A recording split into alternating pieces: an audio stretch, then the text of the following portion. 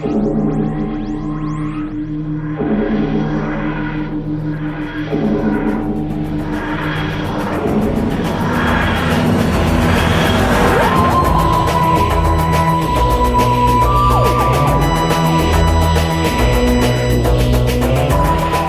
Who fans, and welcome to the Big Blue Box podcast. My name's Gary. My name's Adam. And welcome to episode 369. Yeah.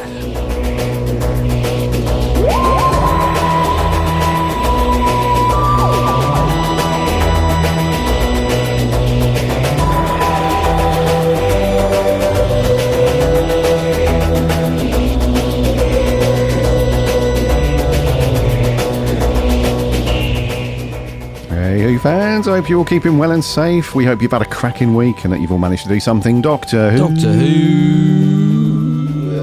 related. But we beat me. Yeah. Related. You got in there quick this time. Yeah, not messing around. Not messing about today. 369 is here.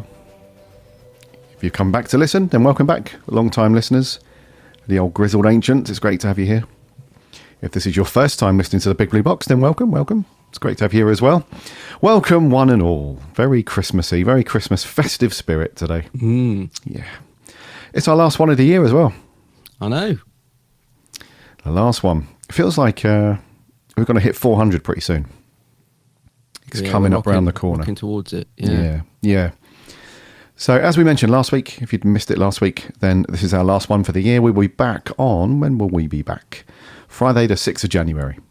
There you go. Will be the next one. So we're going to have a couple of weeks off for Crimbo and New Year because we can do that. Because we're the boss. We are our own boss of the podcast.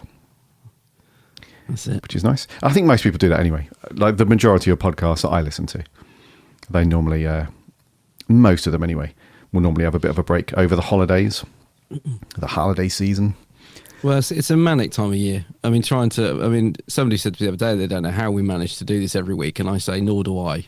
There are times when we don't manage to record. You know, life gets in the way now and again, but pretty much we manage to do it fairly regularly. But yes, I think also it's good to recharge, and I mean, Christmas is just takes it out of you anyway, so we need an extra week after Christmas just to get that out of the system, and then come back all fresh and sparkly, all fresh and crisp. Yeah. No, I read you. It's a bit of a quiet one this week as well. There's no news to speak of. No. Nothing really going on there. And also, Adam and I have done very little this week in the way of Doctor Who. We've had one of those weeks where we've done other stuff, but no Doctor Who. I feel like I've been abducted by aliens this week because I can't... I don't know I don't sort of remember anything about this week. I know I've been busy, but if you were to ask me what I've been doing, I can't think of one single thing, which is really odd.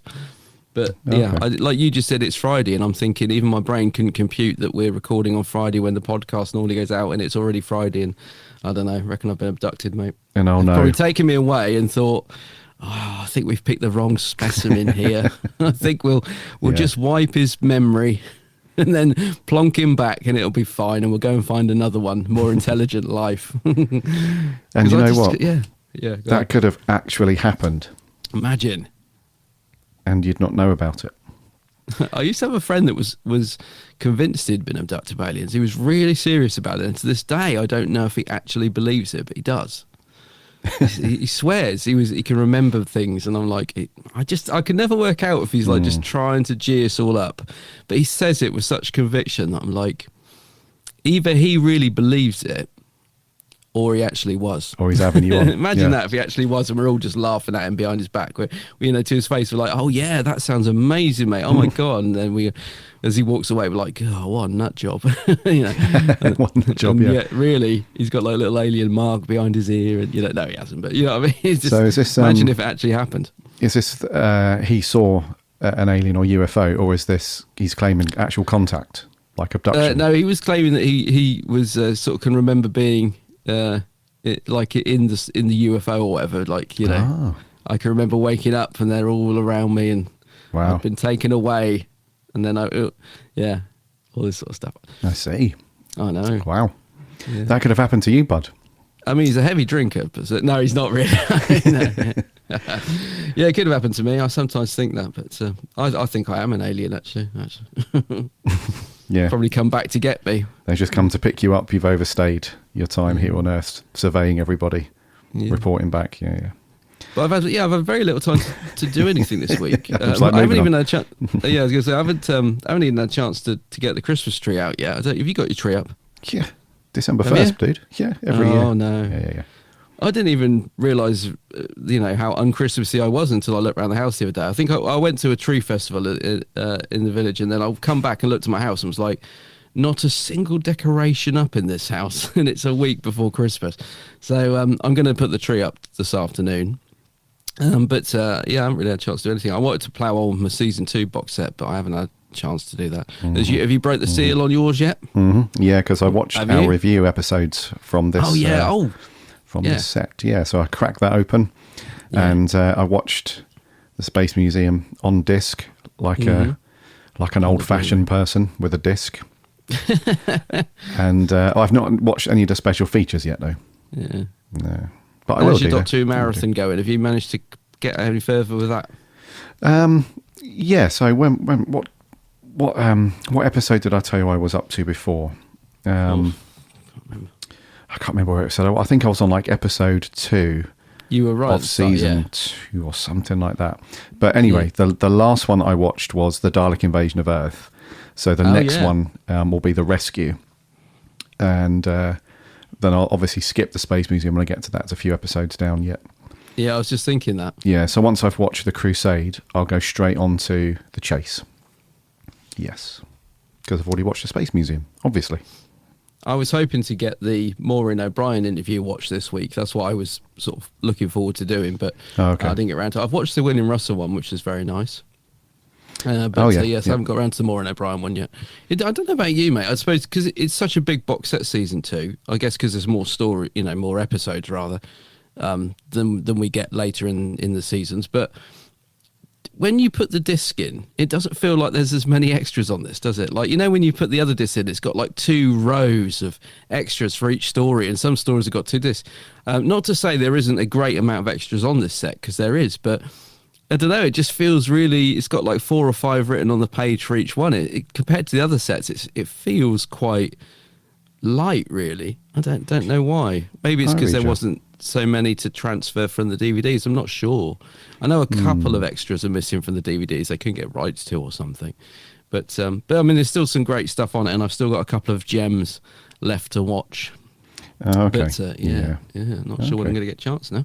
Now Christmas is rocking round. You will.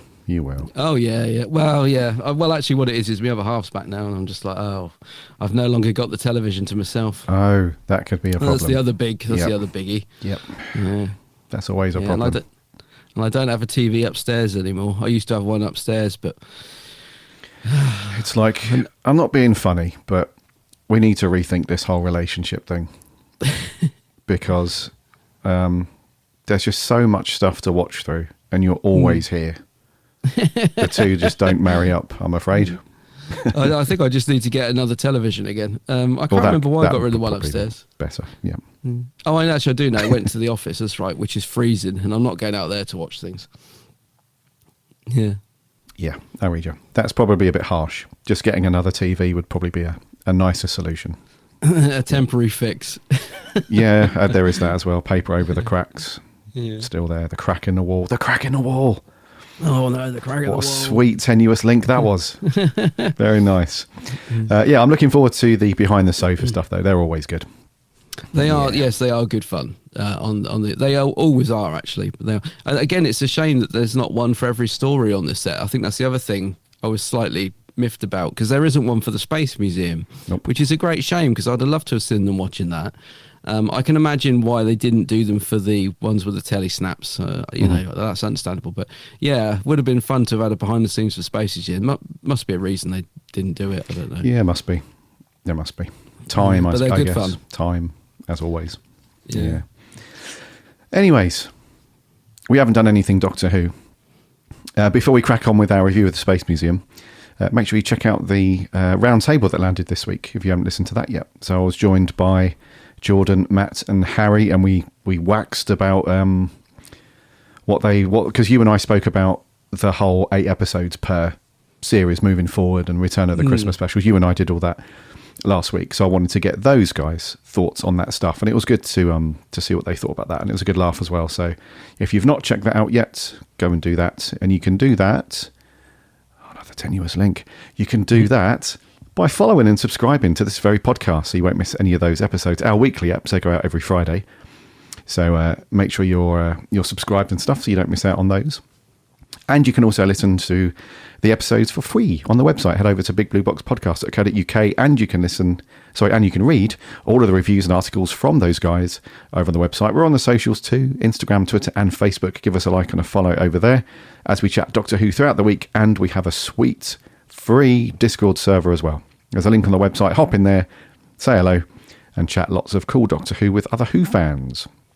And it would be a real shame if after listening to this episode you didn't head over to YouTube to check out Adam's channel and all the great stuff over there. It's called The Geek's Handbag. Yes, in fact, do head over this time, because as soon as we finish recording this podcast, I should be uploading a video that I've been spent weeks. You won't think I've spent weeks in it when you watch it, because it's pretty slick, obviously, but it's pretty short. But I'm just uploading a video of the new Doctor Who calendars, so you can go and see what calendars we're getting for 2023. And yes, I could have got it out last week, but I decided to add a little bit of music. I was watching it back and I thought, is this good enough to put out yet? And I thought what it needs is a little bit of music, just to relieve the sort of talking. It's a bit talky.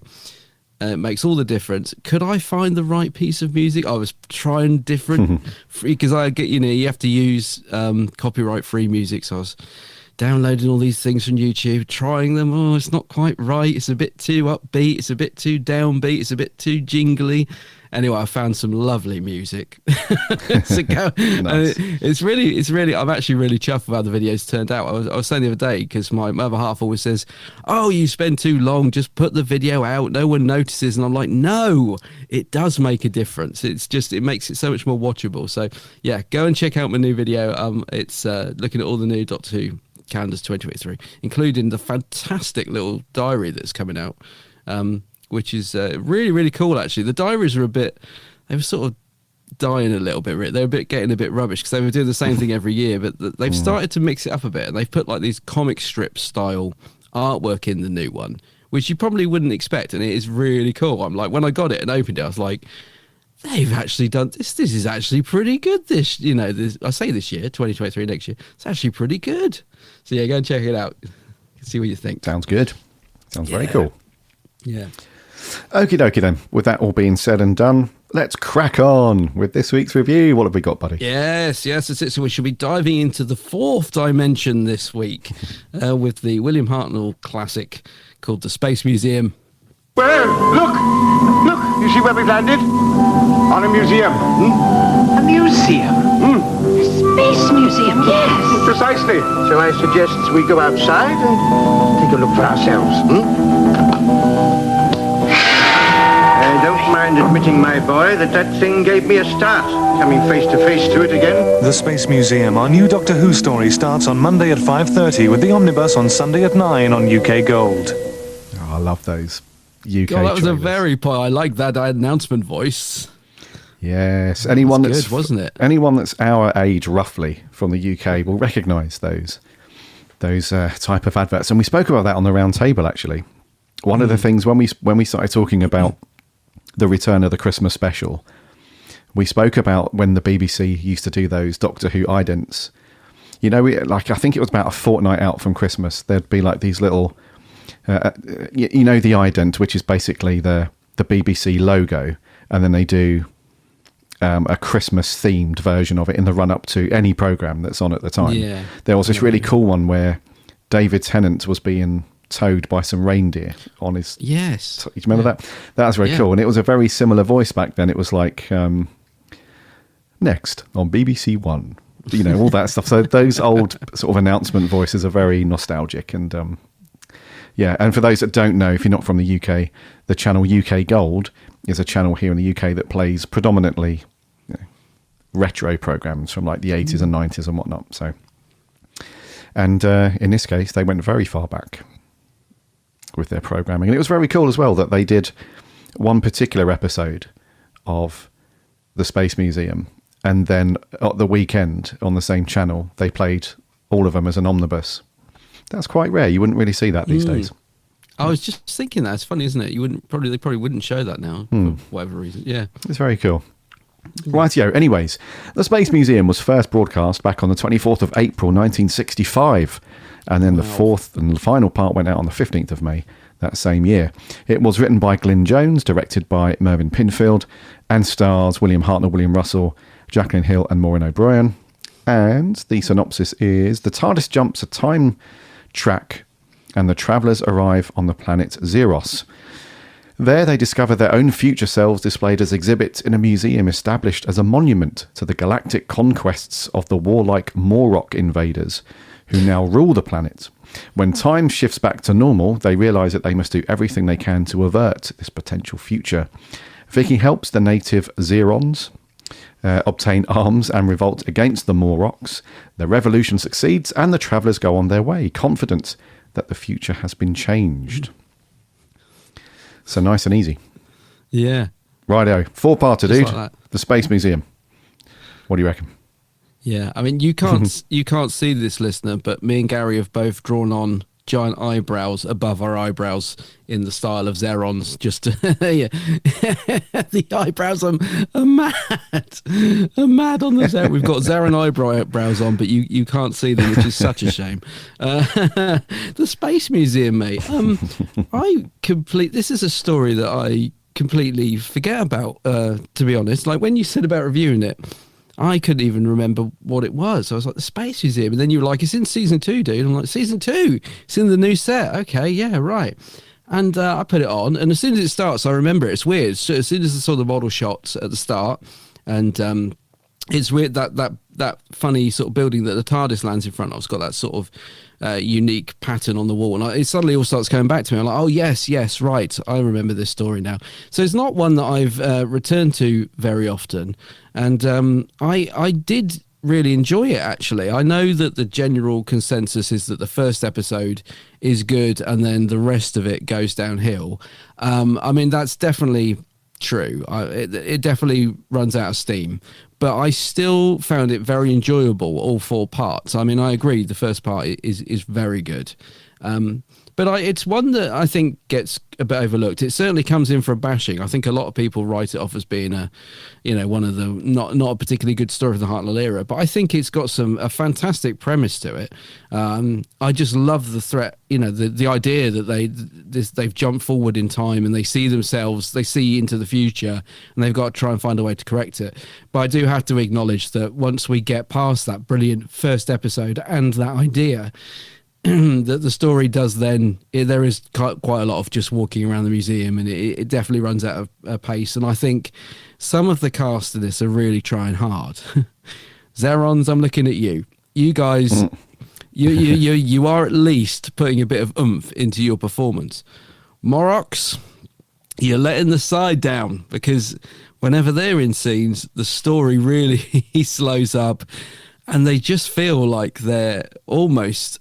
If I was to close my eyes, I would think they were sat around a table doing the read through for the episode. That's what it sounds like, the way that the line delivery is from those guys. There's no effort really at all. They just seem to be having a bit of a jolly and going through the motions, whereas I at least the Xerons are trying to put a bit of oomph into it.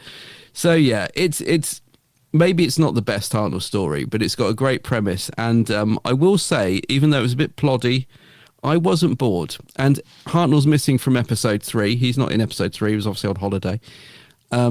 Because Ian Chesterton is so brilliant in it and kind of takes the lead for a lot of it anyway, and gets into quite a few ruckuses, which I was every time he did made me think of you. I bet Gary's cracking up.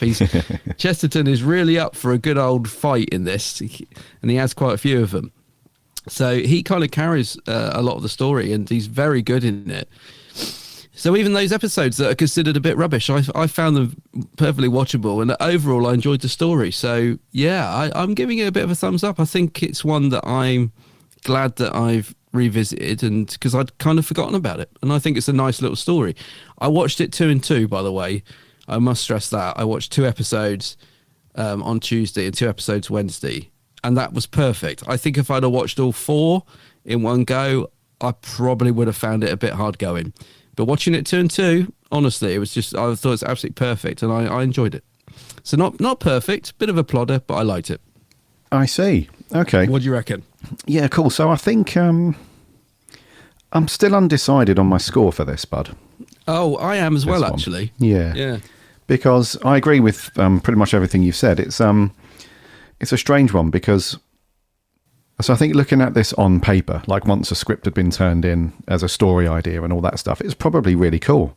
You probably read it and thought, oh yeah, that's a fantastic idea. And it is a great premise, like you said. It's really cool. My only sort of hiccup, I suppose, is that it just runs out of steam really quickly. Really quickly. And I don't think there's enough substance in the rest of the story to carry it. So really, it's just one giant. Well, it starts off with a little bit of okay. The task in hand is to make sure that we don't end up in the glass cases, and so we need to figure out why. First of all, we need to figure out why we can see ourselves, our potential selves in the future in these cases, and then secondly, how do we stop that? So that's the first thing. Like you said, that's all very cool in that first episode. It's very cool, and it's got that lovely charm around that first bit as well when they land on the planet, and the Doctor's like, "Well, let's look around, shall we?" You know, and you see all the model work, you know, all the miniatures and stuff. It's got it's such a lovely sort of cozy feeling when you see that in Classic Who. And so that's all great. But then once that's done, for the next few episodes, well, for the rest of the story, in fact, until the Xerons get the weapons out of the bunker and stuff, and they take on the Moroks and all that stuff, nothing really. And it's difficult to describe because in a lot of stories, you can see that there is stuff to do, but if it's a 6-parter, especially something like that, it takes ages to get there. So you think, okay, there's a lot of padding here. It's good stuff, but it's padding, you know, and we're doing the same thing. With this story, though, there's literally nothing else to do. So it's not even like there's these sub-threads that are running through the story where it's like, okay, maybe... Because you even thought that the thing with the Xerons being... Because at first you think, okay, are they just sidekicks to the Moroks? You know, are they all in cahoots? And then you realise that no, they're unhappy that their planet's been taken over. So you think, okay, there's a cool revolution going on. They're going to overthrow the Moroks. It's all going to be good. And then you think, okay, something else is cool. They've quote unquote kidnapped Vicky, even though they don't really mean her any harm. But she kind of bands with them, and you think, okay, this is a good little story thread here. But then that really doesn't. Nothing really exciting happens with that, if you know what I mean. And then when you cut back to Ian and Barbara, you know, they're just wandering around, you know what I mean, like endlessly. There is a lot of wandering. Yeah. And they start to bicker a little bit as well, which is unlike them. So Ian starts to get a bit sort of short with her. He's like, well, you know, because I think Barbara's, the way that she's been written in this one is weird because she's generally, unless she's really been through it, Barbara's normally the sort of character that's, I wouldn't say feisty is the right word, but she's got, you know, some determination to her, I guess. Yeah. So she very, very rarely throws the towel in. On this one, though, all she's done really is sort of walk around for a little bit, and then she starts being like, oh, this is pointless. We're never going to get out of here. It's all, you know, we might as well just give up. Yeah. And Ian's like, no, Barbara, you know, we have to understand what's going on here, and, you know, then we can... Once we understand what's going on, we can fight back and everything. And then, like you said, there's a couple of scenes where he has some fisticuffs and he gets his hands dirty. But because of that, he sort of gets a little bit short with her.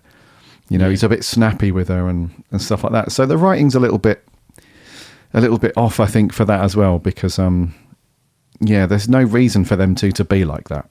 Do you know what I mean? Nothing really bad has especially happened at that point. So I'm struggling because nothing's really going on for the bulk of the story after the really good setup in episode 1. But at the same time, it does have these cool little charming moments about it because it's I was such. going to say it's got some really nice moments in between, hasn't it? Yeah, it has. You know, Vicky has some really good scenes with She does. with Tor and with I think the other guy's called Sitter, I think. Theta or something like that. Yeah, so she has some really nice moments with them, and she's quite cool. But I thought she was getting a bit attached to one by yeah. the end. I was like, Vicky. Here we go. I was waiting for the Doctor to step in and put a stop to it. You know, have none of that. Yeah. As he's dragging his little time visualizer into the TARDIS. Come on, I've just got to nick this. Yeah. Get back in the TARDIS. But there is some nice moments, isn't there? I mean, it's got the iconic bit with the Doctor hiding in the Dalek, which is probably one of the best moments in cool. Doctor Who ever, where he pops his head up. Like, you know, I'd love to have been on set that day to see Hartnell getting into that thing and doing that, because it's such a great moment. It's cool, and, isn't it? I always try and put myself back, you know, to when that first aired, being a kid watching that. Can you imagine seeing that moment? Like as a kid back in the 60s, you just would love it, wouldn't you? And we love it now. So little moments like that. And I also found his interrogation quite funny as well. When the Doctor's been interrogated and all these images are popping up on the screen, he's being mischievous. And there's a very disturbing shot of, I don't know if it's Hartnell, but I think it is, in some sort of like long johns, you know, as if he's going swimming or something. Yeah, He it is stood, him. Yeah. You know, stood looking. I'm thinking, God, what's going on? It's, you know, there are some nice moments in between, like you said, quite a bit of padding, and I think the shame of it is because everyone, I think most people agree, the first episode's got some fantastic ideas in it, really quite sort of, for the time, really sort of ahead of their time ideas. The problem is, once you've had that really good setup of them seeing themselves in glass cabinets in the future and trying to make sure that they don't end up, they've got to change the future, which is a really nice idea. We sort of get the answers to a lot of the questions straight away in episode 1. So, like you said, once you get past episode 1, you've kind of already know all the answers to all the intriguing stuff. So even like the fact that they realise halfway through episode 1 that they can't hear or see them, which was fascinating. I thought, because I haven't watched this for a while, couldn't remember why. I was like, why can't they hear them? Why can't they see them? You know, and I thought that's intriguing, but they answer that in episode 1. So a lot of the good ideas, it's kind of all just episode 1's got it all, basically. They just kind of throw it all into episode 1, and then episodes 2, 3 and 4 are more about just them being captured, you know, Ian having a fight, the Doctor getting, you know, frozen. That's quite a funny scene as well, when he gets unfrozen, and he's really grumpy, obviously, when he comes out of hibernation, isn't he? So there are some great moments in it. As I said, it gets a bad rap, this one, and I think mainly because of the latter part of it being a bit ploddy. But in between that plodding, I think there is enough for me to enjoy it. I think there's some nice scenes in it. You know, like the interrogation, like the Dalek and stuff. I do think there's some of the supporting cast let it down a bit though, mate. Though, who's the main Moroks? You know, the general or whatever he's called. Lobos. He's so rubbish. Richard Shaw. Yeah. Oh dear, his delivery and he wasn't into it. Performance. Yeah, there was I think him and another one. You could tell that this was just this is just another acting job. Oh, because yeah. not only were they not really into it, you could tell that a mile off, but Richard Shaw, he's fluffing his lines every other scene. He's really bad. Yeah. Yeah. He just, again, it's not strong. I think if you got someone in there giving a stronger performance, would have definitely alleviated some of that boredom, because he is given he's supposed to be like this all powerful general barking orders at people, and he's so weak. And like you said, fluffing his lines left, right and centre. Yeah, he kind of annoyed me a little bit. I was just thinking, come on, mate, just, you know, put some effort. Because he was rubbish. He was rubbish. He was rubbish. Yeah. Yeah. And it wasn't just him though. So some of the Xeron dudes, a couple of them fluffed their lines a few times as well. That's one thing I did notice actually a lot through the 4 parts, is not only was William Hartnell fluffing his lines a lot, but the supporting cast were also doing it. And even very, very rarely that we see this, but Jacqueline Hill fluffs a line as well. Yeah. And so I think this was the story, wasn't it, when they were making this one, where she decided that she was going to leave because she had told, I think she had told William Hartnell or Ian Chester, William Russell, sorry, she had told one of those two as they were in production on this one that she'd had enough. So I think, and also, like you said, Hartnell just was on holiday as they were filming episode 3. So I think, and also, it must have been difficult, dude. If you think about the struggles and strains that are on everybody just making an episode of any television show. If you can imagine this at the time where you've got Hartnell just trying his best, God love him, but not quite nailing his lines. And you've got the supporting cast members who clearly, most of them, well, I'd say about a third of them, are just not really, like, there's no emotion from any of them. There's no kind of gestures. They're all just standing around, just delivering their lines, just pretty, it's weird, looking pretty isn't it? bored. Because just while you mentioned that, I'll just quickly say it, well, because you just reminded me that that's the thing. The Moroks, like you said, they are very dull.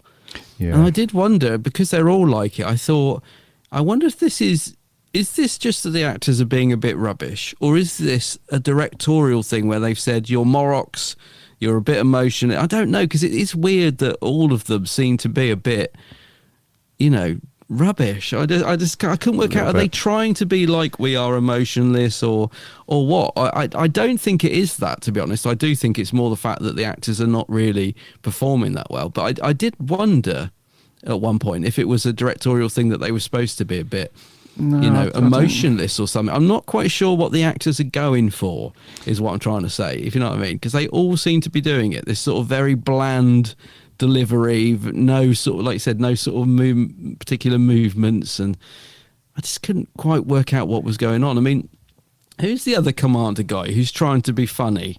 Well, that's what I was going to say. I think, in my opinion, there was only one of the Moroks that was directed and written to be just completely fed up. He was the dude that had his little rant, doesn't he? He's like, yeah, if you can't get into this ship, they're inspecting the TARDIS. If you can't get into this ship, then I'm going to get it in the neck. And I don't want that, because I've only come to this miserable planet with just this menial pay rise and it's all rubbish. So I think that was the Morok commander, who is played by Ivor Salter. So I think he's like second in command, I think. And he's he looks familiar. I feel like I've seen him in other stuff. Yeah, he's apparently, anyway, according to Wiki, Ivor Salter, he plays loads of police characters in everything he's got, so he's got that kind of vibe. But the other ones, dude, to your point, was there's no reason for those guys, I don't think.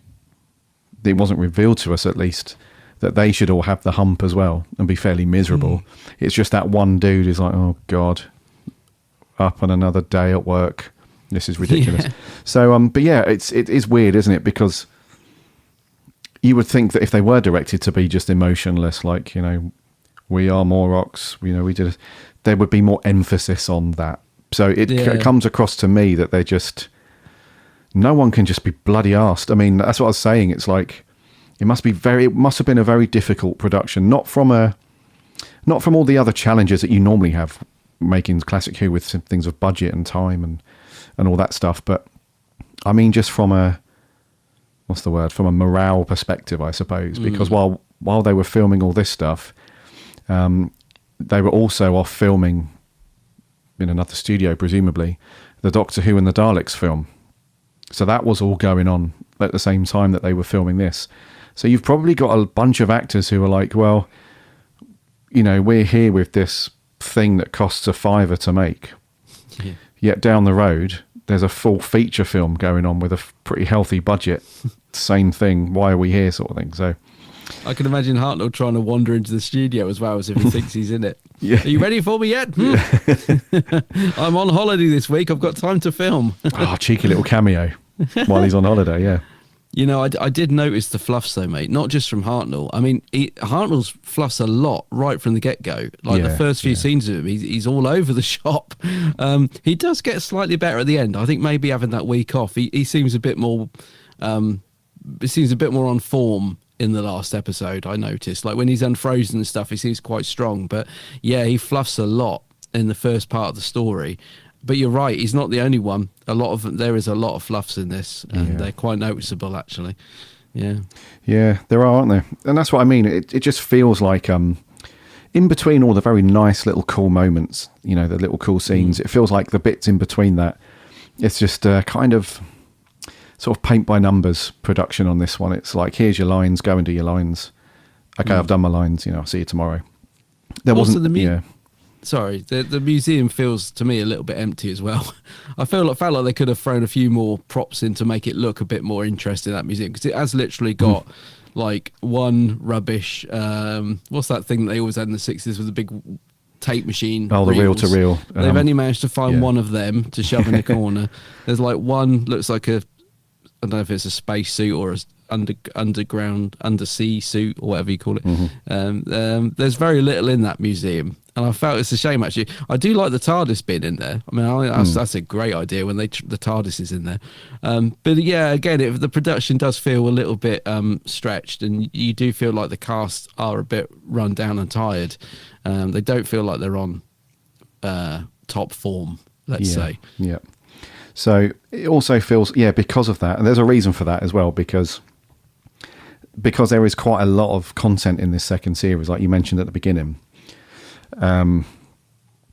There's obviously not enough budget to go around healthily anyway to every story. So what they did was, I think it was this one and another story, they were hoping to just get that through on a real small budget so that they could allocate a little bit more budget to stories like the Web Planet and stuff like that. Yeah. So, so they tried to do it with a reasonably small cast, not many sets and props and everything. So I think that's why it also feels a little bit sparse. There's just not much. You can tell as well that the sets were reused and all that stuff. The cast as well is a good point, mate, because there is only 3 of each. Yeah, it's 3 Xerons and 3 Moroks, and that's it. Exactly. Yeah. So for the Moroks who have invaded the planet, you only see 3 of them, and then for the Xerons that live there, again, there is only see 3. I think 4 tops. Yeah, maybe 4. Yeah, there's not many. There's no women as well. All men. Yep. The only women in it are Vicky and Barbara. Yeah. Yeah, it's a very small cast. Yeah. Yeah. So it's I think this is why I'm struggling with my score, because there are these awesome little moments. Like they've tried some technical stuff as well, like when Vicky drops the glass, and then they reverse the footage and it comes back up into her hand and stuff. That's all good. That was great. And also the effect was pretty sweet when they first are walking around the museum. This is when they're trying to figure out what's going on. Vicky puts her hand through one of the exhibits, and then they're all like, what are you banging on about, ridiculous child? And then Ian goes over and he does the same thing. But the effect of that, it doesn't look too bad for its time. No. Because you would expect that to look bloody awful, but it actually looks okay. So, and there's a really cool little prop as well. When the Doctor's being interrogated, they sit him in this really cool, like acrylic clear chair thing. I think there's a really famous photo of him in that chair. There is. That does the rounds now and then. And so things like that. And that scene as well when he's been interrogated and he's like, this device that I've got, if you look up at the monitor, it will display whatever's in your mind. So even though you might be telling me a lie, I can look at your mind and it will give you away. And the Doctor's like, yeah, go on then. And he's trying to do it, isn't he? And he's sort of leading him down a garden path, and you're like, he knows exactly what's going on. We'll come on to Hartnell in a minute, but so story-wise, premise-wise, fairly basic, really, as we said. It's not we're not setting the world on fire here with really amazing plot threads or story, anything like that. It's just a fairly simple, sort of nice little plotty thing. In terms of characters, then, we've spoken about some of the Moroks and the Xerons and stuff. So the lead Morok dude, Richard Shaw, and then the second in command. There was another one as well that got accosted by Ian. So Ian has a little fight with him, doesn't he? Remember that fight scene? Yeah. And I think he takes on 2 of them. He does in another scene. Yeah. So Ian takes on 2 of them, manages to win the gun off of him, the laser gun, and but then acts pretty cool. He doesn't just go nuts because he's got a gun. He's like, okay, I need to play this cool, otherwise we're not getting out of here. So he threatens the guy, and I think that's the Morok technician. I think that's Peter Diamond, who he does that to, because I recognise him certainly from some other things. And yeah, so what do you reckon to that dude? Because he was like, well, I can't do that. Well, I can't do that because when the boss gets back, he's going to figure out what's going on. And Ian's like, don't you? So anyway, when the Moroks are together, like you said earlier, they try and do this weird kind of Cockney accent sometimes. But he was quite cool, and he had like a sort of humorous face as well. You thought that any moment he was going to burst into like a barrage of one-liners throughout the story, but he didn't. But that's the only Morok that I saw that wasn't part of like the real moody bunch. So we had Richard Shaw, Ivor Salter, Salvin Stewart. He was the Morok messenger, apparently. I can't remember who he is. No. And then Peter Diamond, who's the Morok technician. But Moroks overall, then, are we saying that they're just a bit mediocre in this? Oh, I think they really let it down. I think they were really dull. Yeah. Dull. And I think they were given a bit of meat in the script. I don't think they really gave much to the story in terms of performance, which is a bit of a shame. Okay, that's fair enough. And then I think the Xerons were definitely better. The Xerons, yeah. So we had they're all, you feel like they're all young and fresh faced, and they're really trying to say their lines. It's almost as if they've just come fresh out of drama school, dude, aren't they? They feel really like up for it. They're almost trying too hard, actually, but at least they're trying, though. Do you know what, dude? You've read my mind. It was that it was that feeling that they give off where, and that is a funny thing as well in terms of casting, that the Moroks are all fairly old men in this point. They're all look like they're in their 40s and 50s, where all the Xerons are.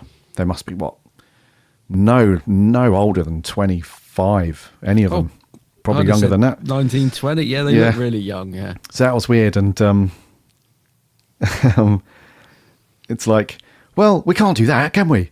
It's like the delivery in the lines is very different. It's like, well, hold on a minute. I think we're going to have to rethink the situation here. Don't argue with me. Go and do this now. And then you've got the Moroks that are like, well, we're not sure what's going on here, do we? I don't know. We need to stop these people running about. That's quite a good impression. And then, so the Xerons, they're a bit more sort of chirpy, a little bit more.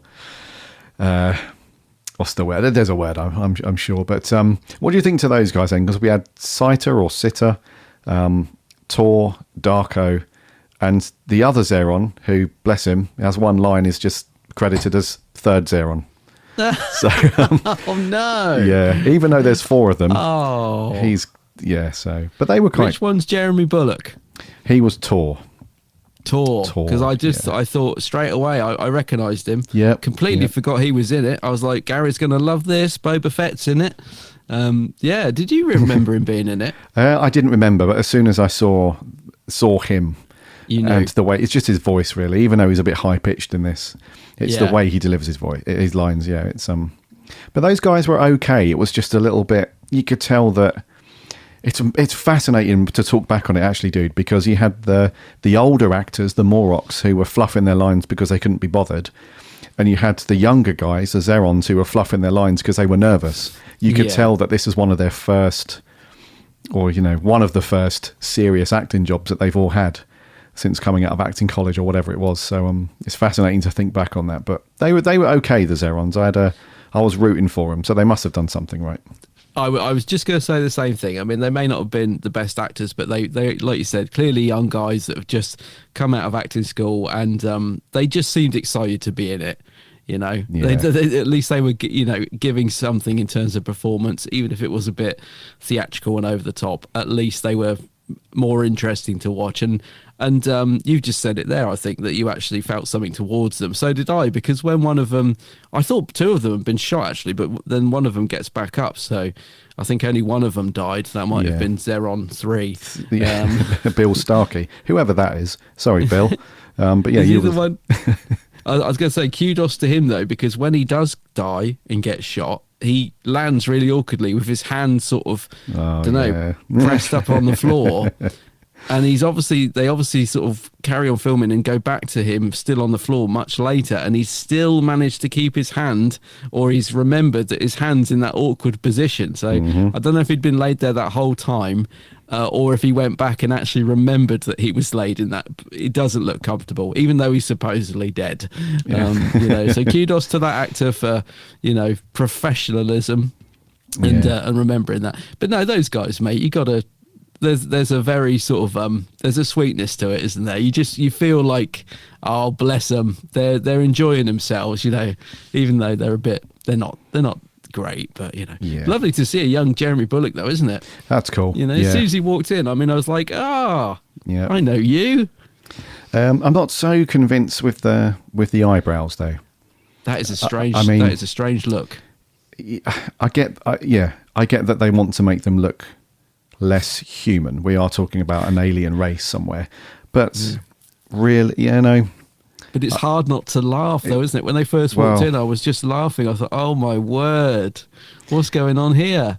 Well, that's my thought process. Get used to it, it's like if you're going to make this race of people appear alien because it's not on Earth, that's cool. But just moving your eyebrows up an inch up your forehead, it creates a look of ridiculousness, and you're just laughing rather than, oh, cool, they look like. But again, we're talking about budget and money here, so a few fake eyebrows is not going to break the bank, I suppose. No, and I mean the budget shows a bit in the costumes as well, doesn't it? Because like the costumes on the Xerons and Moroks are very basic. It's just black and white, literally. I mean, the Moroks slightly get a better deal because they've got big shoulder pads or whatever, whereas the poor old Xerons, they're just literally in black trousers and black polo neck, and that is it. Yeah. So the budget does show a bit there.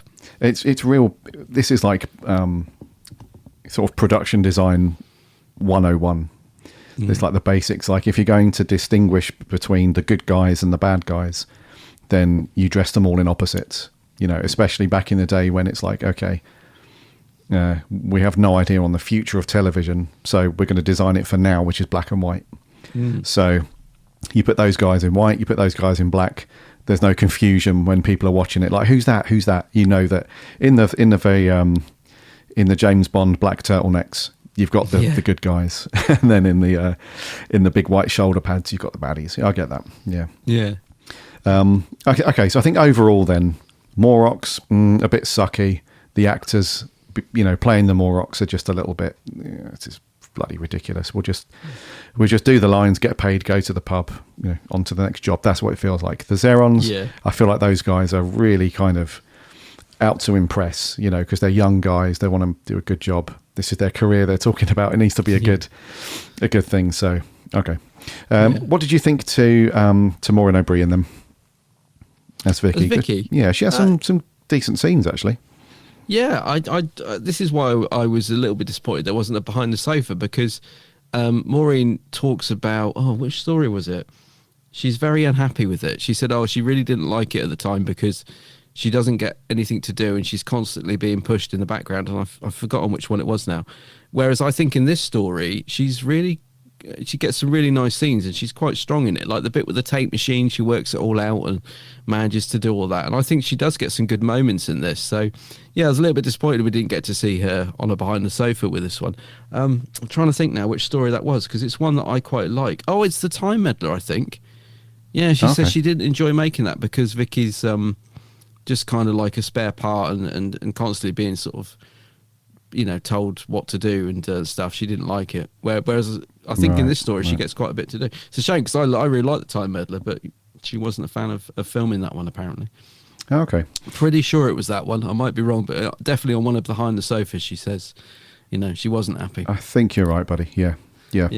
But she gets some good moments in this. She does, yeah, and she's I like her. I like when she gets kidnapped by the Xerons.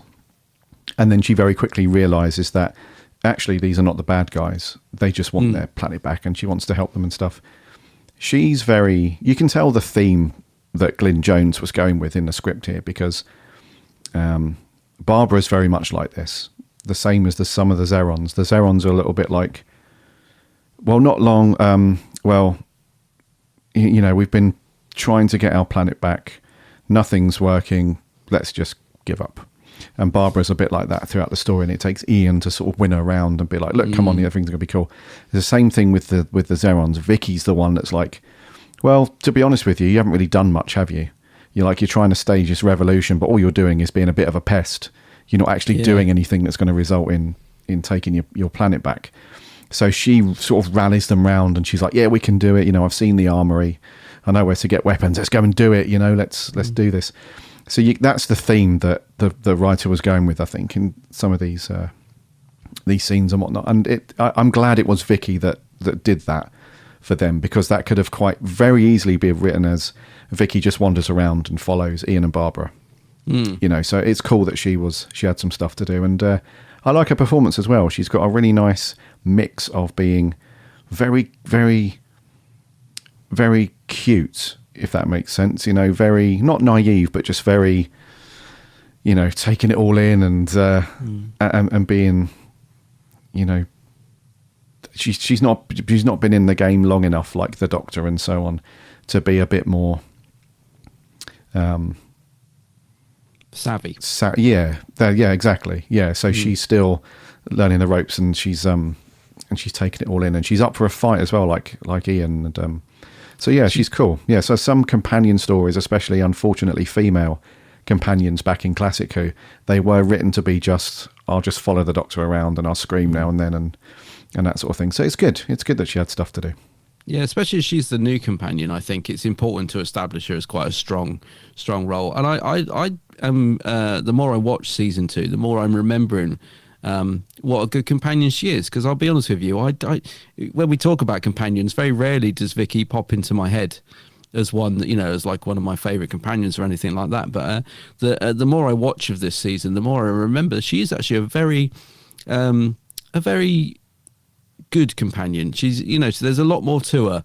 I often think that she just sort of drifts into the background a bit, and then when I rewatch a story like this, there is definitely a bit more go to Vicky than I give her credit for, and I'm really enjoying Maureen's performance. She's for I don't know how old she was at the time, but she's certainly quite strong in her acting, considering her age back then. Mm-hmm.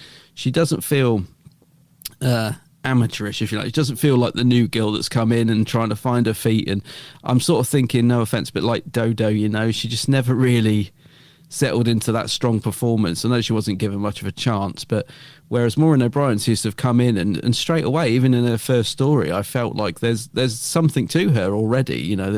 She's definitely sort of got a character to her, and you do feel like there's a bit of gusto to her performance. Like that you wouldn't mess with Vicky, but she's not afraid to hold her own, which I really like. I mean, the Doctor is quite irascible with her in this story at times. He's like, listen, you stupid girl, what are you doing? And, she sort of holds her own, which I really like, considering she is obviously a lot younger in terms of the cast in this. Yeah.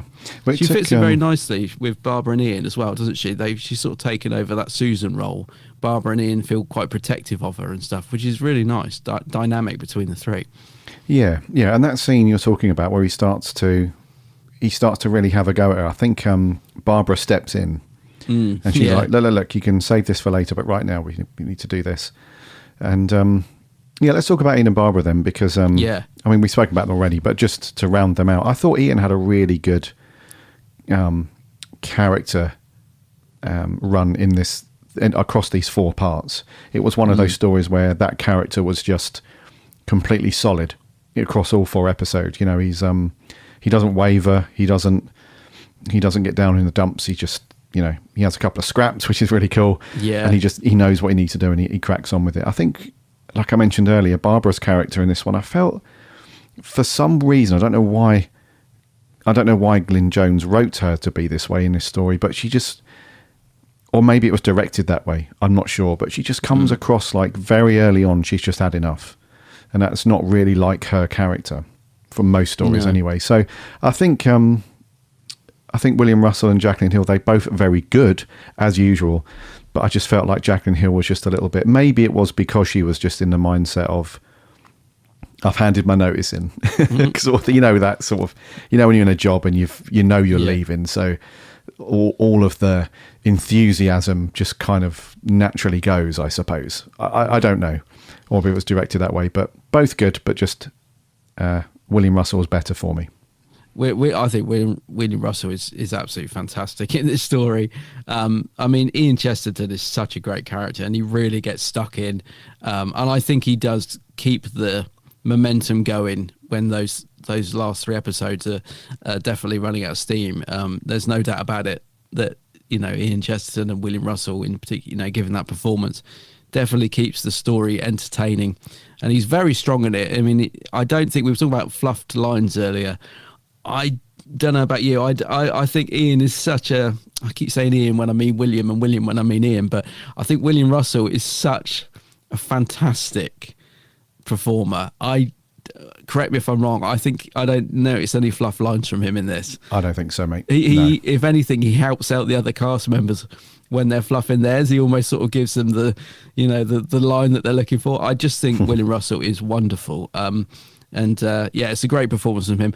I do see what you mean about Barbara. I didn't really notice it when I was watching it, but now you mention it, that you are right, because Barbara is a strong character, and that's what I like. I mean, 60s female companions do get a bad rap for being written as weak female characters, and that's certainly true of some of them, but I would say not of Barbara. I think she's a strong female character.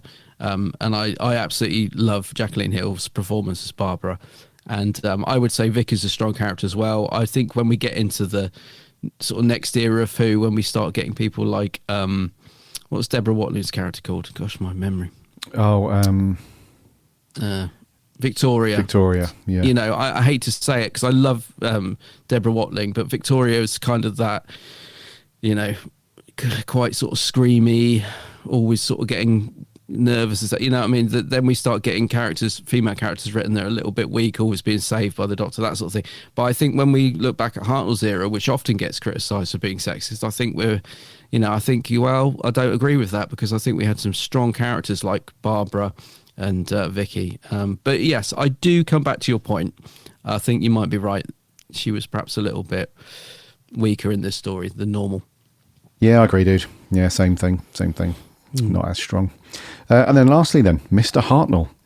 Interesting story for him, you know, not just because he's absent in episode 3, because he was on holiday, but I don't know if you agree with this, but my thoughts on William Hartnell's performance as the Doctor was that when it feels like he's been written as a bit of a cheeky chappy throughout the episode, but he doesn't really have anything of substance to do, in my opinion, because the only thing that he does really is the only cool scene where you think, okay, he's kind of rocking and rolling as the Doctor, is when he's in the interrogation chair. Yeah. And he's being interrogated, and, you know, he's throwing the bants back, and, you know, and he's doing all that. The other stuff, he's doing that same thing over and over again, where most of his lines he's doing the well, here, look, well, it's all part of the thing, my boy. It's like that, rinse and repeat throughout every episode that he's in. So he doesn't really have any it sounds bad saying that, because he is great, obviously, as the Doctor, and for the most part he's good, but I just felt like he was written to have these cool little devious moments, and he comes across as really cheeky and stuff like that, but I can't think of anything across the 3 episodes he's in where I'm like, oh, okay, he had that really good scene there with somebody, or that little speech was really good, or the way he delivered that line was amazing. I don't know. I don't know if you feel the same, but for me it was like, he's just doing the same thing like over and over and over again.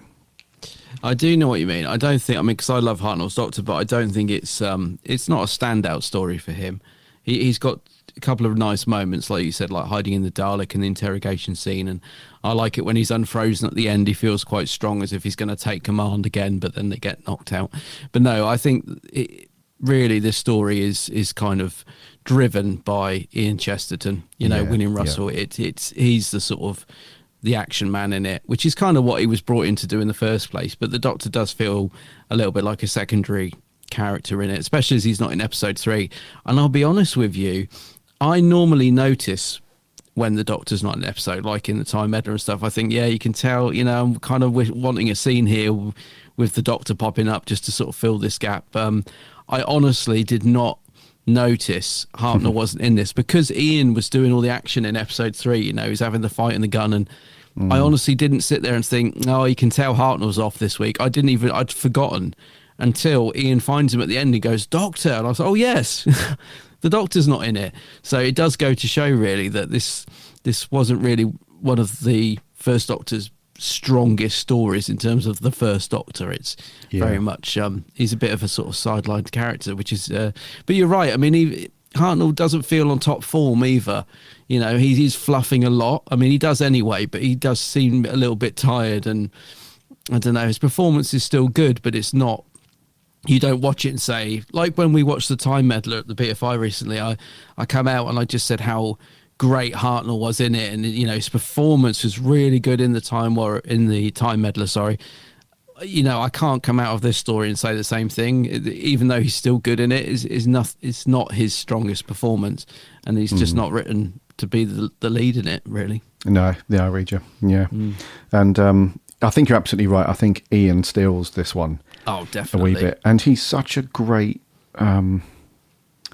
he's got such great awareness as well, William Russell, because there's a really cool... He does this very cool thing. He's done this in a few stories, but he's just very aware of what's happening, not just his lines and what he's doing. So there's a scene where they're in the interior TARDIS set, and as they're walking out the doors... Ian is sort of knocking his fists together as he's walking. Yeah. And then after that scene finished, there was a recording break. I'm not sure how long that break was. We're going to assume, you know, a matter of days, I suppose. And then when they resumed filming, and they're doing it the opposite now, so they're on this kind of, you know, the set where there's that really cool bit where he's like, well, how comes there are no footprints and all that stuff? Yeah. He remembered that when they finished the last scene on that block, that he was knocking his fists together. When he comes out of the TARDIS, he's doing the same thing. So he remembered, so he knew that in order to provide some kind of continuity between the scenes, because he knew that for the viewer, it was going to be like one cut was them, you know, one scene was them walking out the TARDIS, then you cut, and then they're coming out of the TARDIS. That's meant to be seamless. He knew that in his head. The director didn't say to him, William, remember that you were knocking your fist together. That was him. Yeah. And it's things like that you just think, frickin' hell. It's like he was so into his character and so invested in making sure that everything that he had control of, I guess, for his performance was bang on. So yeah, I've got so much time for him as not just because he's amazing as Ian, but just as an actor, dude, and just being so aware of what's going on. Yeah. It's night and day difference, isn't it, for like all of the supporting cast members. So you just, you know, I know it sounds obvious, but without some direction, they'd just be all over the bloody place. Yeah. So, yeah. William Russell definitely carries this a bit. A lot of respect for William Russell. I saw a photo of him, actually. He was at some event a couple of nights ago in London, and someone took a selfie with him. He looked incredibly well. I mean, I know, I believe he's got dementia, isn't he? I think Sophie Aldred said. And is he 98 now? 97 now. 97. But the photo of him, he looked really dapper, mate, honestly. He got like this hat on and a scarf tied up and a little knot around him, and he's smiling in this selfie. And I just thought, gosh, for a minute, for just a second, I wasn't sure who it was. So I saw this picture get posted in one of the group chats, and I was like, so who's... Oh, it's William Russell. It's just lovely to see him out and about and just looking so well. He is 98, buddy. Sorry, you 98, are right. Yeah, I think he's only... Is he just turned 98? November, anyway. yeah. Yeah, but he's... I don't know, I've just got so much love for William Russell. He's just such a nice man anyway. You know, when you watch that interview of Matthew Sweet, he's just such a lovely man. And but I just love his performance as Ian as well. Just absolutely love him when he's on screen, you know. I love this era. I can see why Hartnell was so cross when William and Jacqueline decided to leave. You know, I can see what, because I wouldn't want them to leave. I just think those two are brilliant together. But so I could just imagine. Yeah, we're thinking of going, Bill. What? Stupid boy. Yeah, you can totally see that. They were so good. Yeah, I would want him to stick around. He's fantastic. Yes. Okay then, Bud. I've got no other thoughts on this story, unless you've got anything else you want to Just one little thing, which was the music, because normally in 62 the music can be really jarring, can't it? Like it can be, because it's stock music, it doesn't always fit. I thought for 62 the music in this was actually pretty good. Like the fight sequences as well weren't too bad for the era. I mean, sometimes fight sequences in Who are so boring and so just badly staged. But when Ian got into fights in this and the music kicked in, it actually was quite good, I thought, for the era. So I didn't mind the music in this one for a change. Yeah, do you know, it's really interesting you say that, because it's one of the few stories where, again, because of they wanted to skip the budget on this one to put it towards some other stories, they decided not to hire a composer or do anything like that. So this is just all stock off the shelf. Yeah, I mean, it's quite dramatic music, but I thought it was good music. I thought, it's cool. It's not bad for 62. Yeah, because sometimes it can be a bit, it doesn't always fit. But I thought it was quite good in this for a change. Yeah, because there's one composer, I think it's Dudley Simpson, is it? No. Or Tristan Carey. Yeah, one of the two. With those guys, that's hit and miss, because they're hired specifically to do a score for that, and sometimes we think, this doesn't quite fit. So yeah, interesting that they've used just some basic stock music, but ended up sounding all right. So yeah, I thought so. I read you. All right, scores on the doors, dude. I'm going to give this a 6.5 from me. Ooh, okay. Because I think it's real. It got some really poor performances in it. Some strange writing choices for Barbara. Hartner's not at his best. Not his fault, but he's not at his best. And the story overall just runs out of steam real quick. But it does have some nice moments. Yeah. What about you? I agree with all those points, but yeah, I found it enjoyable. I was going to say, I was surprised how much I did enjoy it, actually. Because, I as I said, first episode, thought, yeah, great. I was expecting to get bored, and I really didn't, even though it was ploddy. I really found myself enjoying the whole thing. But I do agree absolutely with everything you've just said. So I can't go higher than a 7, really. I think it's a 7. I liked it. It's a story I would definitely watch again, but you're absolutely right. Supporting cast and everything else, it doesn't quite reach any higher than that. Okay, I'll read you. So a 6.5 from me, a 7 from him. What did our listeners think? Over on Twitter, Chippy T says, this is a story that concept-wise is very advanced for its age. We have different time streams running, a necessity to make sure futures are what they're meant to be, and Daleks as museum artifacts and threats. All good stuff. 7.5. Best wishes to all for Christmas. Thank you, Chippy. Cheers, Chippy. John Appleton says, please tell me that Miracle... John, we're not doing Miracle Day, don't worry. That's in the new year, and we've only got one left. So chill on Miracle Day, John. Owen, Doctor Who Home says, Part 1 is exceptional, a brilliant premise and truly experimental for Season 2. However, as the story goes on, I get less and less out of it. Probably one of the weaker Hartnells. That aside, 6 out of 10. Looking forward to watching it over Christmas on the Blu-ray. Yeah. On the Blu-ray, cool. Will Sanger says, I think it's a little better than it's given credit for. The first episode is exceptional and everything following falls short. The Moroks are dull and it runs out of steam quite quickly, but that being said, Vicky is at her best leading a revolution and Hartnell is brilliant. And lastly on Twitter, Edward Galuli says, quite boring and the worst story of the season. A 5 out of 10. Oh dear. Okay. Ed not feeling it.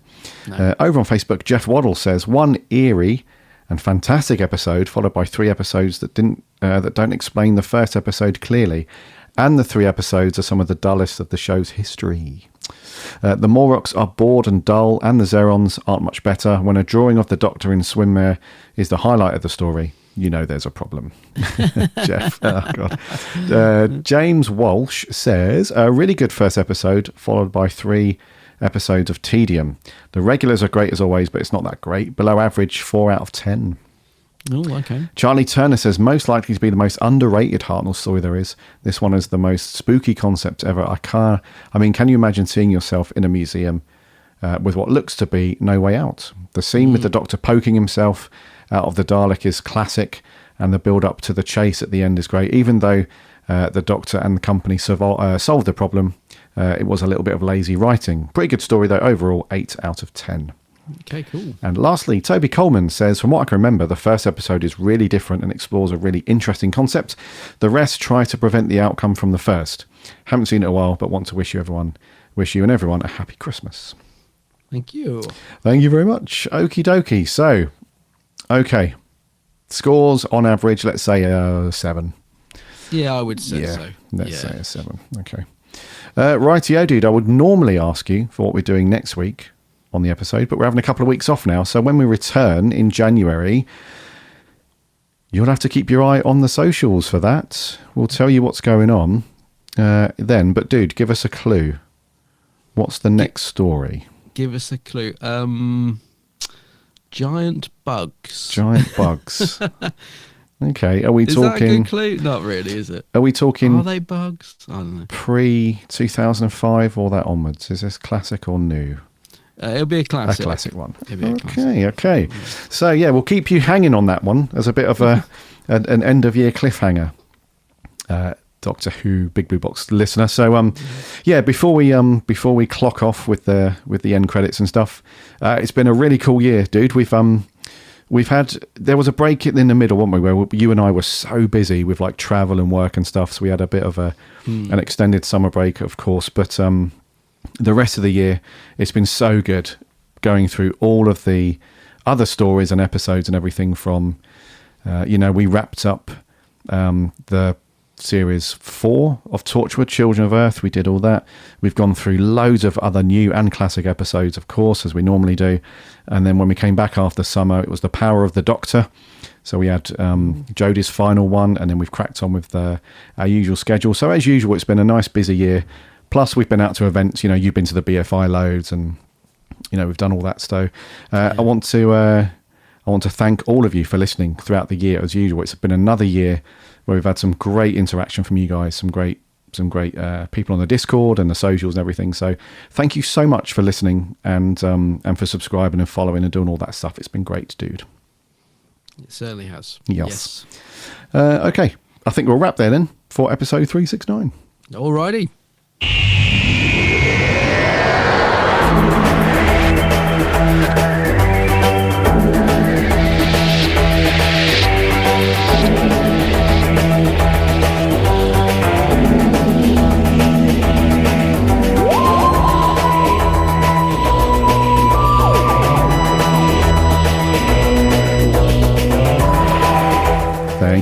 Thank you so much for coming back and listening to another episode of the Big Blue Box podcast. That was episode 369. It was great to have you here listening, as always.